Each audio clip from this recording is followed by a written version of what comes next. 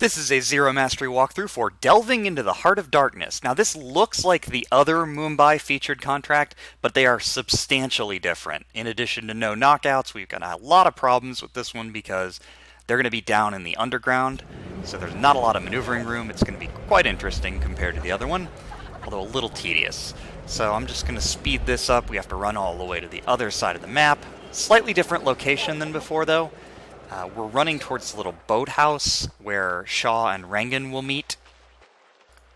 From here, we've got to sync up some of these guard movements to get the target and the guys on the ground floor there, the guy watching TV and the guy walking back and forth, kind of get them vaguely in sync. So we're going to wait for the target to get to this part of the roof, and then we're going to wait for him to turn around and start leaving, and then we're going to shoot this boat.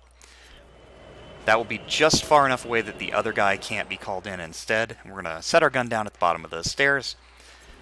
Now, hopefully we've waited long enough that these two guys will walk into this position so that the guy at the TV is the one who responds to the generator, which is why I waited so long, because I wanted the other guy not to be closer, because if the guy at the TV does not go to the generator, we are not going to be able to get to the underground. And the reason why I'm going through all this rigmarole is that if you look around this area, there are no places to store bodies where this target is. And one of the complications in this contract is that all bodies must be hidden. So if you were to just wire that guy up there, you'd be kind of out of luck. You would have to drag him quite a ways in order to dump him somewhere. This happens to go to the way we're going anyway, but then this guy does something I have never seen before. He starts running while returning a weapon. This is the only time I have ever seen him do this. I have never seen this before. So normally I would say just wire him after he walks past this cabinet, but obviously he was running at full tilt here, so couldn't get him there. Fortunately, he will start walking back the exact way he came, so we'll just wire him there. Do be careful if those two patrolling guards are facing this door. If you're too close to the door, they might see you or see the body, but since they happen to be walking away due to this strange scenario, that wasn't a problem. I'm going to go ahead and store the gun somewhere out of sight for now. I'm going to be using a gun lure later, but not that gun lure. So we wait now for those two patrolling guards to come back, and we're going to use a sight lure here to kind of break them up in such a way that one of them will turn around and start walking back while the target is following him too far away for him to notice. So we're going to do a sight lure here, where we walk just far enough out the door that the target can see us, but not his friend. That way he'll respond with a sight lure, but his friend won't be distracted. He'll come in, look around. You could kill him and put him in this locker, but I actually want to put the target on the right in this locker. It's just a little more convenient that way.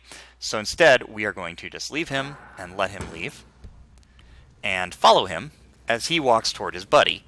Now his buddy shouldn't turn around until he's actually caught up and they've had a chance to sync back up a little bit.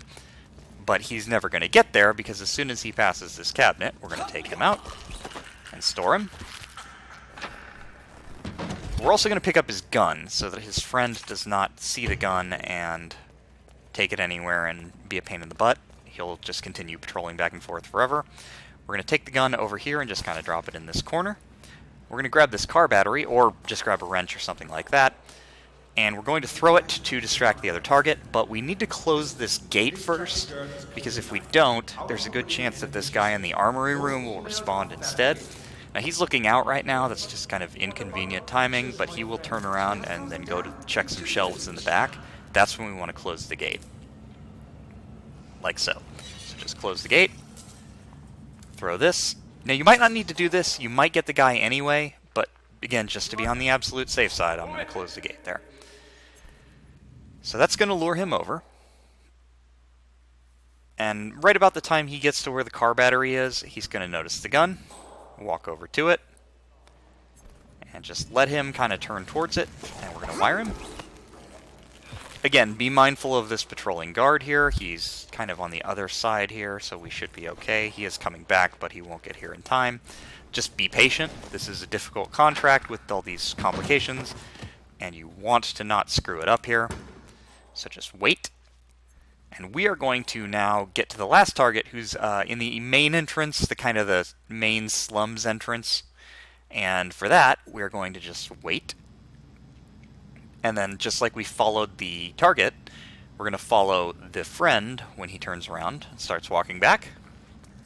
Now, if you have a lockpick, you could potentially do this a little bit more safely or quickly by just picking the door into the Maelstrom's room and then just waiting there or something. But since we don't have a lockpick on us, and I didn't bother to go get the key because it was kind of a waste of time, we'll just hide in the cabinet. I'll speed that up while we wait for his friend to turn around and pass us again. But this is very predictable. As long as you don't interfere, this guy's just going to go back and forth forever. And he's going to pause at each end, so that gives us plenty of time. This door is locked, but it's not on this side, so we can slip right through here. And this guy may or may not be having a conversation with the guy next to him. Either way, he'll come to that position where he's standing, and then he will turn around in just a minute after this conversation, and he's going to walk to the right with his back to us from the top of the stairs. That's the ideal position, so we're just kind of waiting for that. No, the boss didn't want it to leave the hideout. It's still down here. That's the end of the conversation. It's kind of abrupt, but there it is. So we just go up to him, and we wire him. From this position, it should be perfectly safe to wire him. I don't think I've ever had the guy he's talking to head turned in this direction before. It could happen, but it's very unlikely. So just wire him here, take him inside this building, which happens to be a nice spot with a storage place. There's a coin here if you need cab fare, and after that, just leave. Any way you want to exit the map, by cab or whatever, walk out the street exit, just anything. Just avoid any guards, the thugs that are enforcers in the streets, and you should be fine. Again, very slow due to all the things that we don't have access to with loadouts, and if you did have those, it would speed this up considerably, but it is still quite difficult.